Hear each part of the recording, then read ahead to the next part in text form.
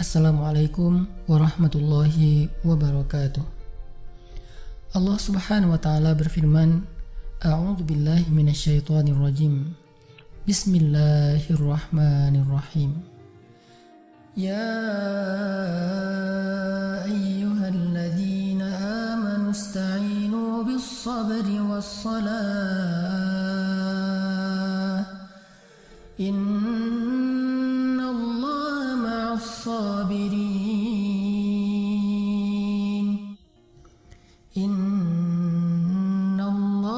ma'as-sabirin.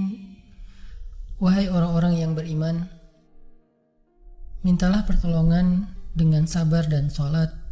Sesungguhnya Allah bersama dengan orang-orang yang sabar. Kita sering mendengar ayat ini disampaikan oleh para ulama, para dai, para ustadz, tentang bahwa salah satu di antara cara menjemput pertolongan Allah Subhanahu wa taala itu adalah dengan melakukan ibadah sholat.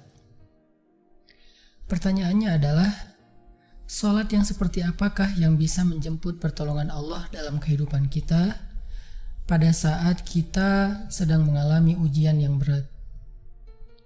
Banyak orang yang bilang, saya sholat tapi kok hidup saya gini-gini aja. Banyak orang yang bilang, saya udah sholat tetapi kok doa saya belum diijabah. Saya udah sholat tapi kok masalah saya masih belum selesai. Saya udah sholat tetapi kok musibah saya terus beruntun, tidak pernah berhenti. Saya udah sholat tapi kok musibah terus terjadi dalam hidup saya. Sehingga teman-teman yang dirahmati Allah, kita perlu belajar sholat yang seperti apa yang bisa menjemput pertolongan Allah Subhanahu wa taala secara ajaib. Mari kita renungkan sebuah kisah yang pernah disampaikan oleh sahabat Anas bin Malik radhiyallahu an, bahwa dahulu di masa Nabi ada seorang laki-laki di kota Madinah yang melakukan perjalanan antara Syam ke Madinah untuk berdagang. Di tengah perjalanan, laki-laki ini dirampok oleh para perampok.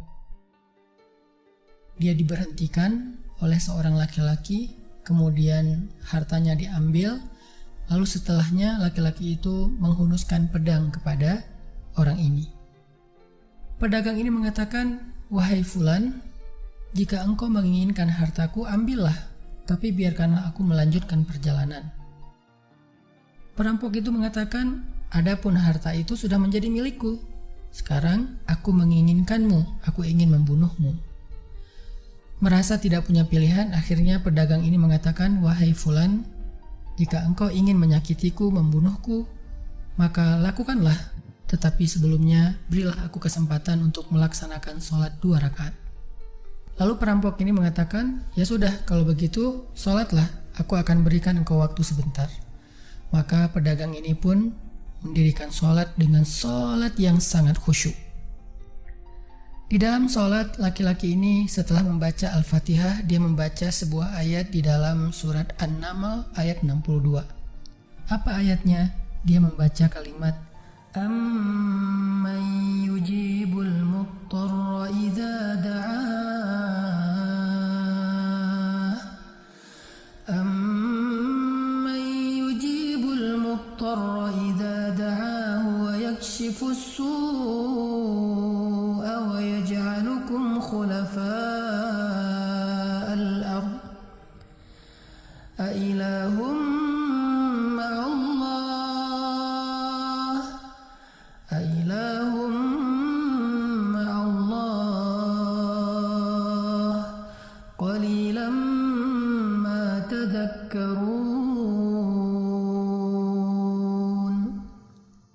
Bukankah dialah Allah yang memperkenankan doa orang yang dalam kesulitan apabila dia berdoa kepadanya, dan menghilangkan kesusahan dan menjadikan kalian sebagai khalifah di muka bumi?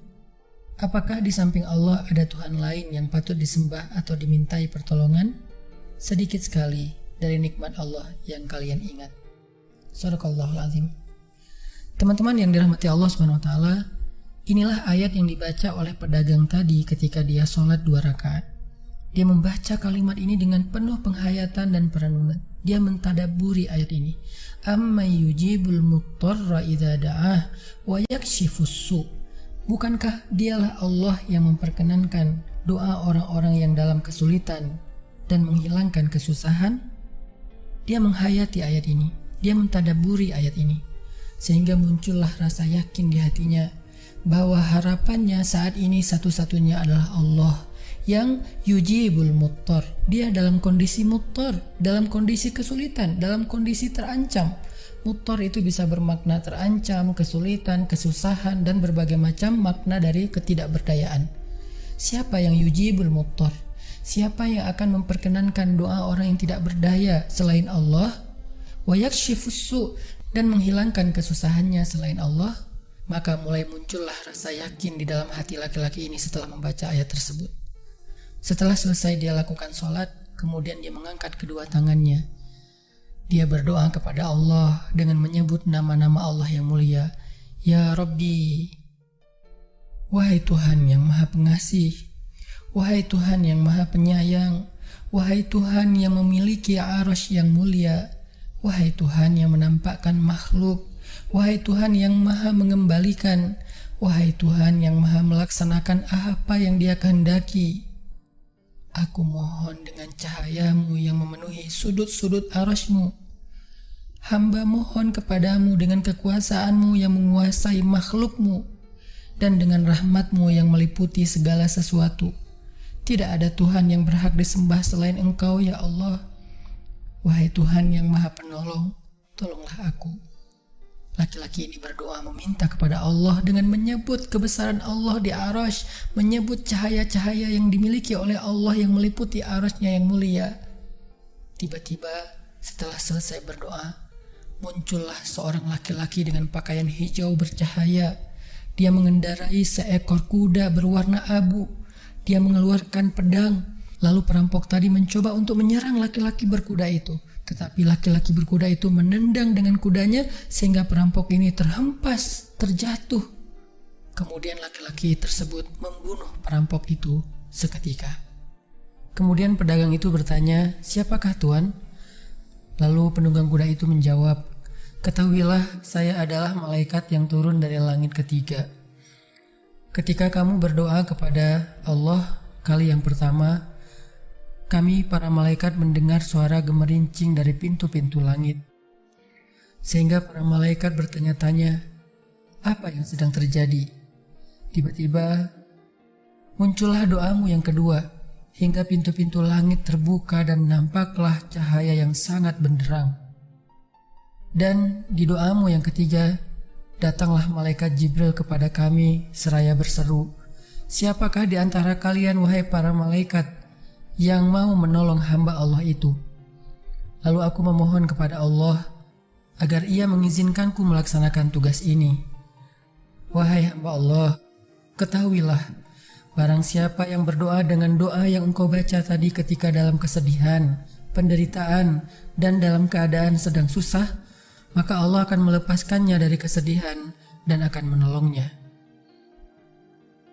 Teman-teman yang dirahmati Allah Subhanahu wa Ta'ala, itulah salah satu kisah tentang keajaiban sholat seorang pedagang yang dengan sholat itu Allah Subhanahu wa Ta'ala mendatangkan pertolongan yang luar biasa dalam masalahnya. Pertanyaannya adalah, apa rahasia sholat pedagang itu sehingga Allah mendatangkan malaikat khusus yang menunggang kuda berwarna abu, lalu malaikat ini membunuh perampok yang ingin mencelakai pedagang itu? Salah satu rahasia dari sholat pedagang itu, kata para ulama, adalah dia melakukan ibadah sholat dengan ihsan. Seperti yang dikatakan Nabi tentang bab ihsan, an ta'budallah ka'annaka tarah fa in lam takun tarah fa innahu yarak. Ketika engkau beribadah kepada Allah, seolah-olah engkau melihat Allah. Jika engkau tidak bisa melihat Allah, maka yakinlah Allah melihatmu. Di sini Nabi mengajarkan kepada kita tentang sholat yang terkoneksi langsung dengan Allah Subhanahu wa Ta'ala. Terkoneksi dalam yakin dan iman sampai seolah-olah kita melihat Allah.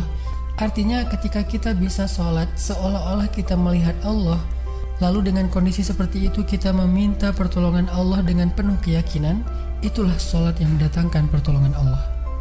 Atau kalau kita nggak bisa membayangkan bahwa kita melihat Allah karena itu memang sulit, maka yakinlah Allah melihat kita dan itu pasti. Artinya bahwa Allah itu pasti mendengar kita, melihat kita, dan sedang menunggu apa yang kita butuhkan. Maka orang yang bisa melakukan sholat dalam keadaan benar-benar seperti sedang bertemu dengan Allah, lalu dia meminta pertolongan Allah Subhanahu wa Ta'ala seperti pedagang tadi, maka sholatnya itulah yang disebut di dalam Al-Quran wasta'inu bis sabri was sholah, sholat yang bisa mendatangkan pertolongan Allah Subhanahu wa Ta'ala.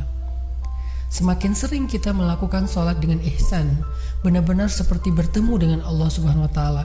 Kalau kita nggak bisa ngerasain bagaimana cara menghayati kita melihat Allah, yakinlah Allah melihat kita.